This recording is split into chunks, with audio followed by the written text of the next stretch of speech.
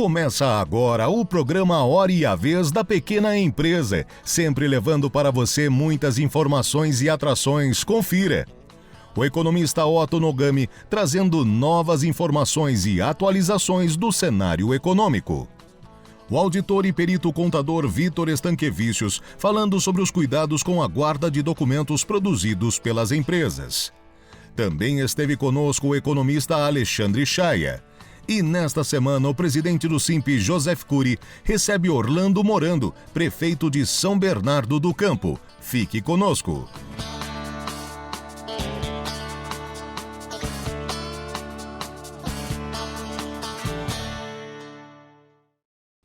E, finalmente, o projeto de lei referente ao arcabouço fiscal foi encaminhado ao Congresso Nacional.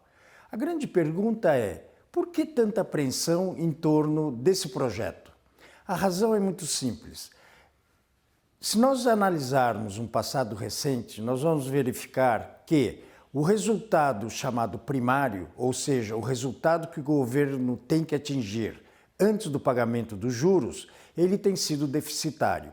Então isso significa dizer que, além do acúmulo da dívida ou além do aumento da dívida, nós temos o problema de que o governo não gera um único centavo para poder pagar os juros referentes à dívida pública. Então, toda a discussão está na tentativa de fazer com que o governo consiga ter um resultado positivo e pagar partes dos juros para que isso, então, não impacte de uma maneira muito forte no endividamento do governo. E por que essa dívida do governo tanto preocupa?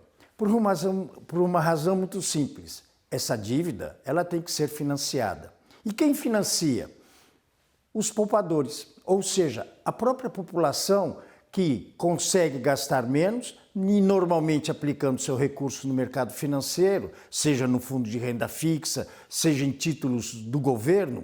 Então, a poupança acaba sendo direcionada justamente para financiar essa dívida pública.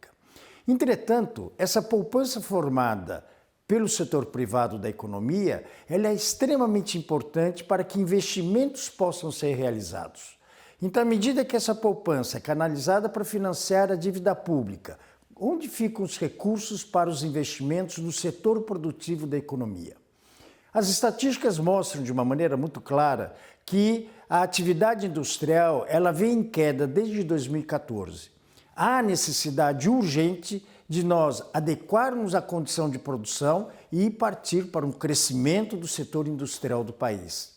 Para isso, precisamos realizar investimentos. E para que possamos fazer investimentos, há necessidade que haja poupança. Só que à medida que essa poupança está sendo utilizada para outros fins, isso acaba comprometendo a condição de produção do país. Comprometendo a condição de produção do país, lógico, a produção é insuficiente para atender a demanda da sociedade, consequentemente, a pressão sobre preços naturalmente começa a surgir. Então, nós percebemos que essa falta de investimentos no setor produtivo acaba criando uma pressão, uma tendência de uma pressão inflacionária. Daí o fato da dificuldade ou da própria apreensão do Banco Central no sentido de tentar reduzir a taxa de juros.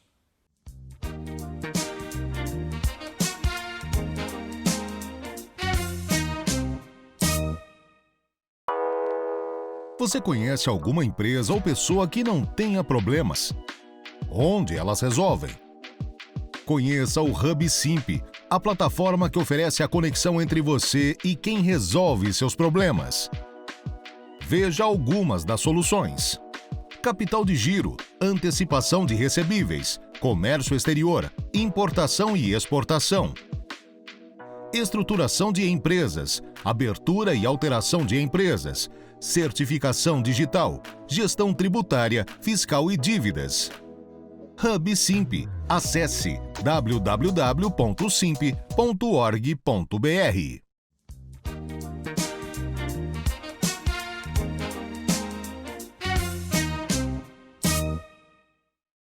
Empresa é a unidade produtora ou organismo econômico através do qual são reunidos e combinados 3 fatores de produção: capital, recursos humanos e recursos naturais.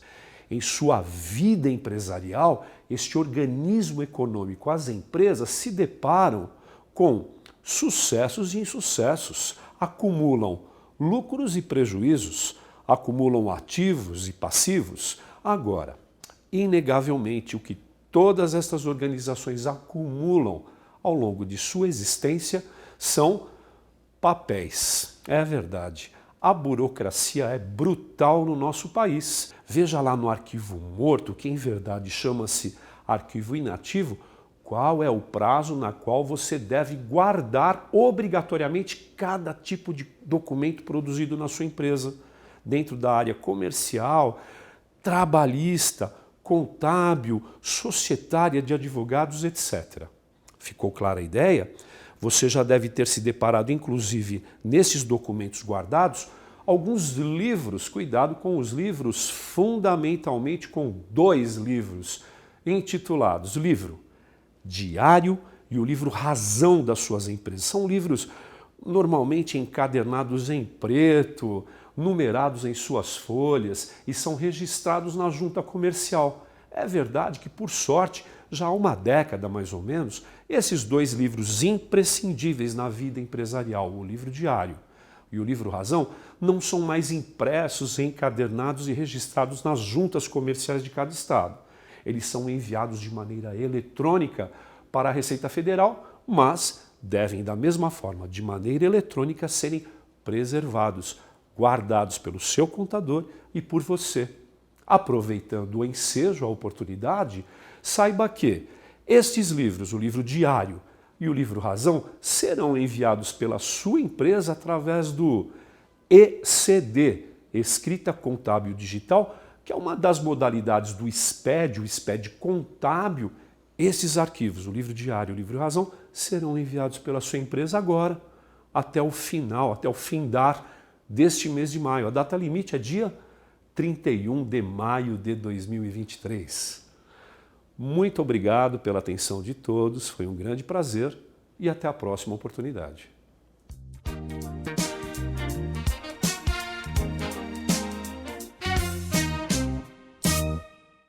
Bem-vindo ao site da Captar.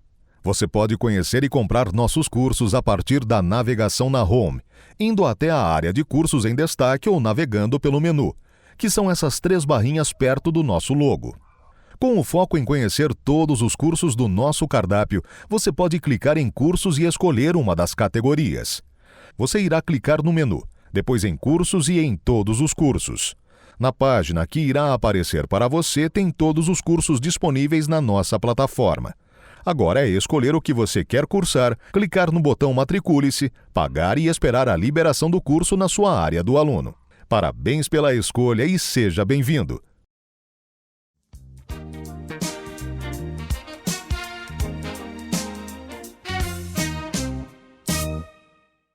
A inflação no mundo inteiro começou a já ceder, principalmente na China, que estava com uma forte pressão na formação de preço de commodity, começou a ter uma inflação menor e isso tem gerado aí uma redução no preço das commodities. Isso vai ajudar o Brasil a controlar melhor os preços. A expectativa de inflação, que já estava crescente a cada reunião, a cada expectativa do relatório Focus, começou a cair e a expectativa daqui para o final do ano é uma inflação cada vez menor. Isso vai abrir espaço para o Banco Central começar a reduzir a taxa de juros. Taxa de juros em si já é um problema, virou discussão nacional do ponto de vista que a taxa está muito alta, mas é importante lembrar que o que importa, na verdade, é a curva de juros. E essa curva de juros ela já aponta uma queda. Taxa de juros para 1 ano, 2 anos já começa a ficar na faixa de 11, o que mostra exatamente que essa política do Banco Central está surtindo efeito e a expectativa dos juros no longo prazo é reduzir. Isso é bom por um ponto da expectativa que o juro vai ficar menor, mas também não vamos voltar até aquela situação positiva. Esses juros caindo provavelmente vai voltar a ter aquecimento na economia, vai voltar a ter investimento, construção civil, e isso vai fazer a economia crescer, e principalmente a demanda por serviços, pequenos serviços, mercados, geral, a demanda das famílias volta a crescer, melhorando em si a situação da economia como um todo.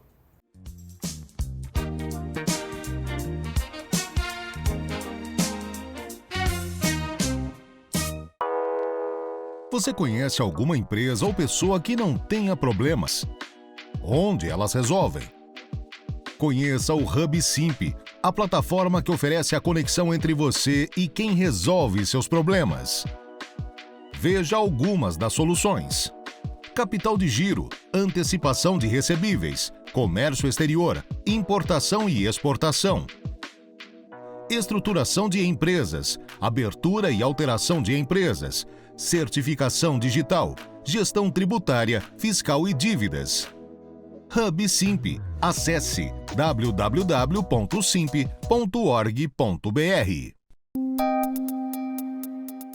Entrevista da semana.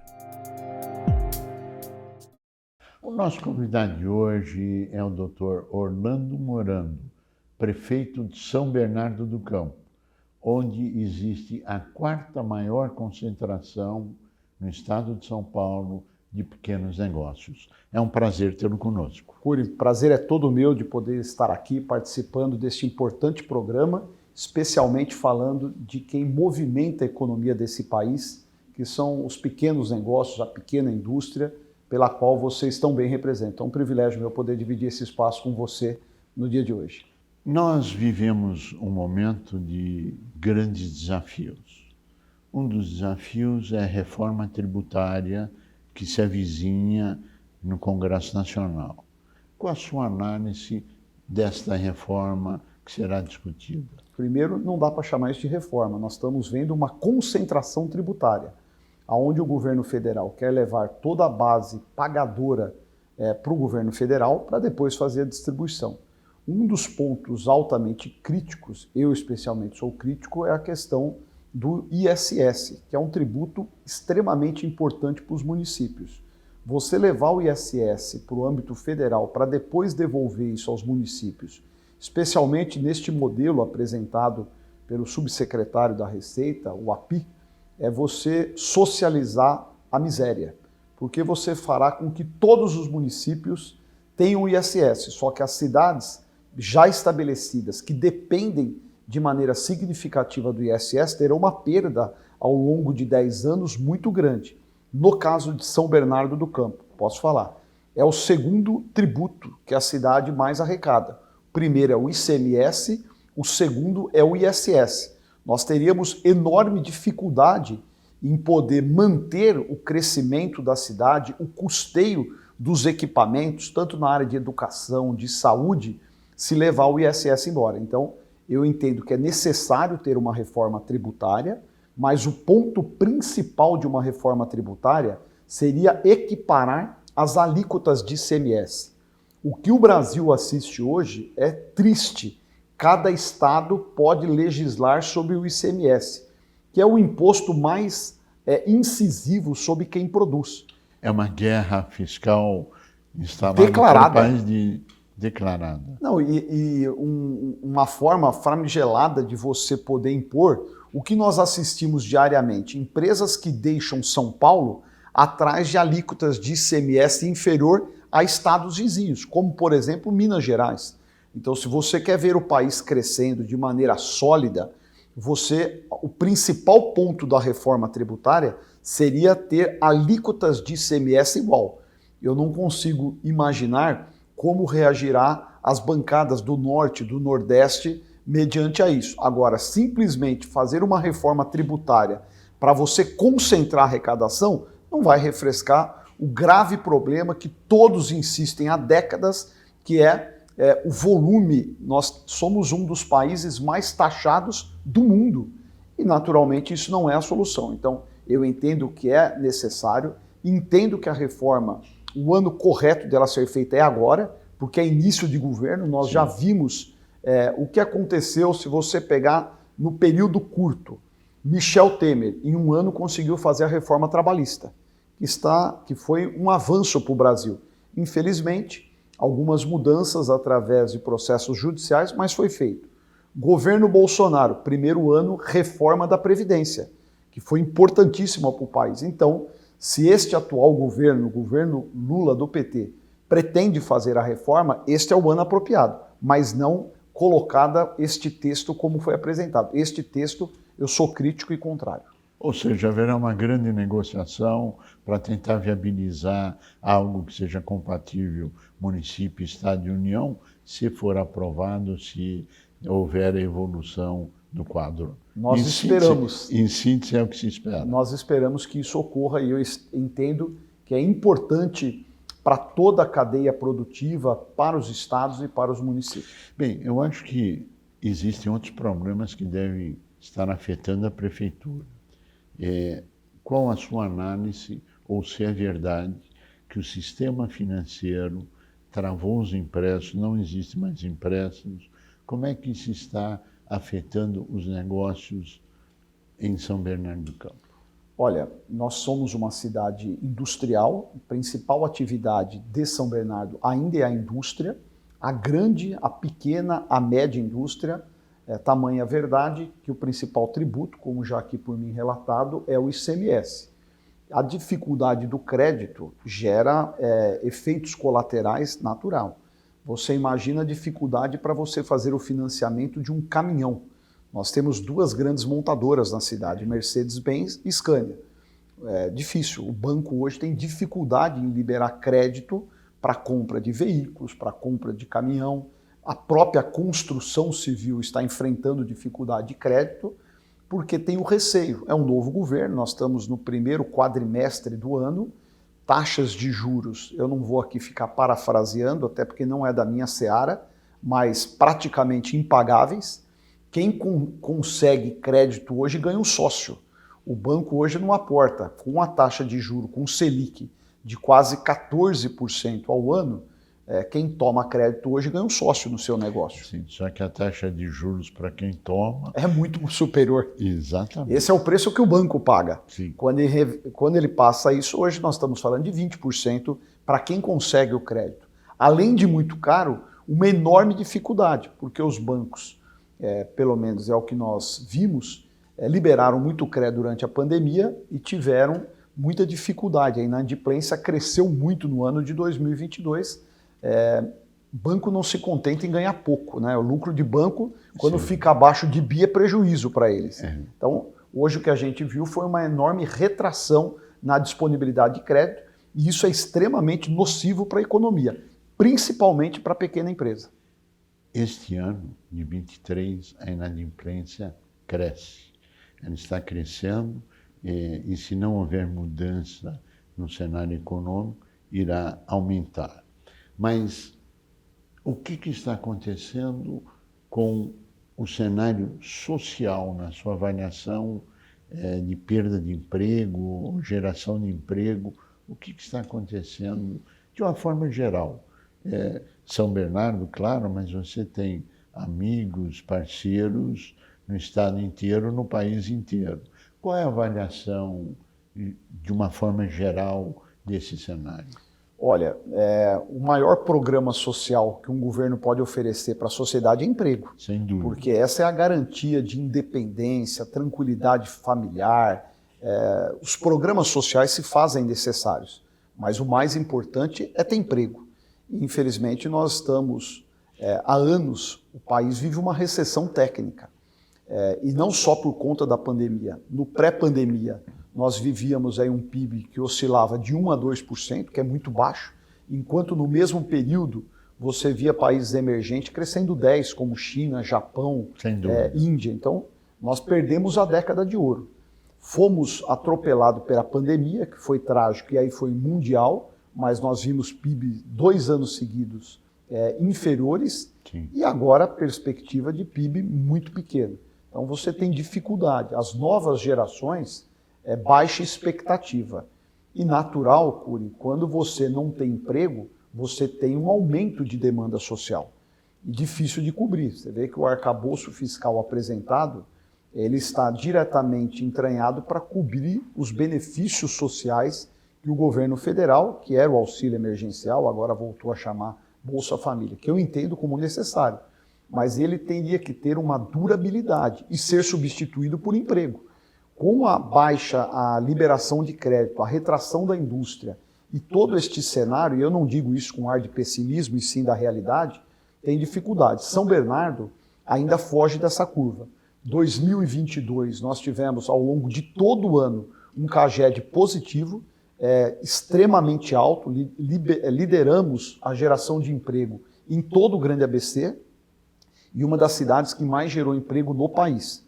Por vários fatores, a cidade tem uma logística muito atraente, hoje um polo logístico muito forte associado à indústria automotiva, que é, sem dúvida nenhuma, a forte tração econômica do município, mas poderíamos estar melhor. Sim. E me preocupa bastante que este cenário, como você mesmo coloca, da dificuldade de crédito, o aumento eventual do desemprego, nós teremos, pelo menos o que se apresenta, é um segundo semestre em 2023 tão difícil quanto está sendo o primeiro. E isso reflete na arrecadação dos municípios. Eu não falo por São Bernardo apenas, mas isso pode refletir. E quem realmente enfrenta os problemas da sociedade, e eu não falo isso porque sou o prefeito, falo isso com a realidade de quem vive há mais de 20 anos na política. Fui deputado por 4 mandatos, são os municípios. Quem oferece saúde para a população que mais precisa é as cidades, quem oferece educação é a cidade, o transporte coletivo, via de regra, o saneamento. Então, quando você vê a queda na arrecadação dos municípios, o reflexo disso para a população e respondendo a sua pergunta na área social, infelizmente poderá sofrer impactos. Nós estamos tendo uma deteriorização do mercado interno? Estamos. É inevitável. A gente olha a própria indústria, o quanto hoje nós recebemos de importado e quanto se recebia há uma década atrás.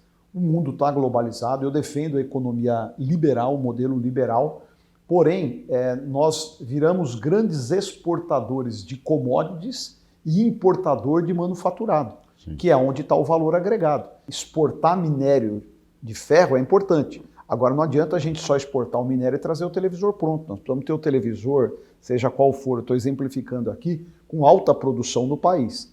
As novas montadoras, agora recentemente foi inaugurada uma em São Paulo, onde já foi inclusive uma fábrica da Mercedes em Iracemápolis. É um modelo só de montagem. O carro vem todo desmontado e é montado. Você não tem produção local. E o que nós víamos em décadas passadas era uma indústria nacionalizada. Esta indústria que é muito importante, porque você tem toda a cadeia do emprego no teu próprio país. Você defende a reindustrialização do país? Eu defendo um refinanciamento voltado para a industrialização do país.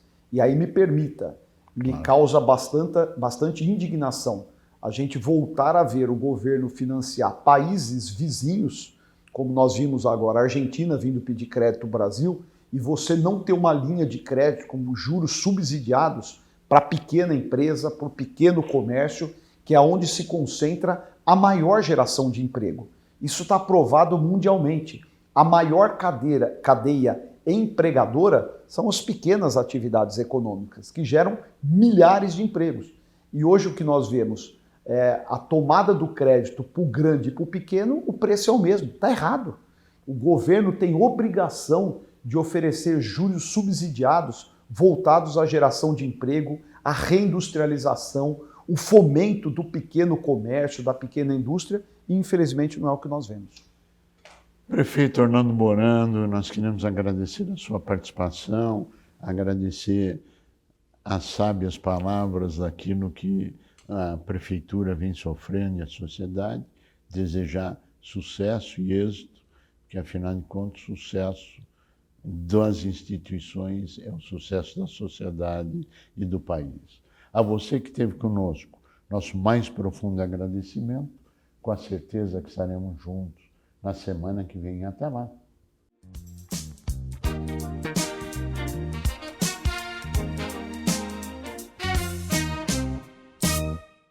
14 de maio, Dia das Mães. É um dia muito especial. Nós desejamos a todas as mães, não só da micro e pequena empresa, não só do comércio, não só da indústria, não só dos trabalhadores, a todas as mães que tenham um dia iluminado e abençoado e que seja a referência para toda a humanidade. Feliz Dia das Mães!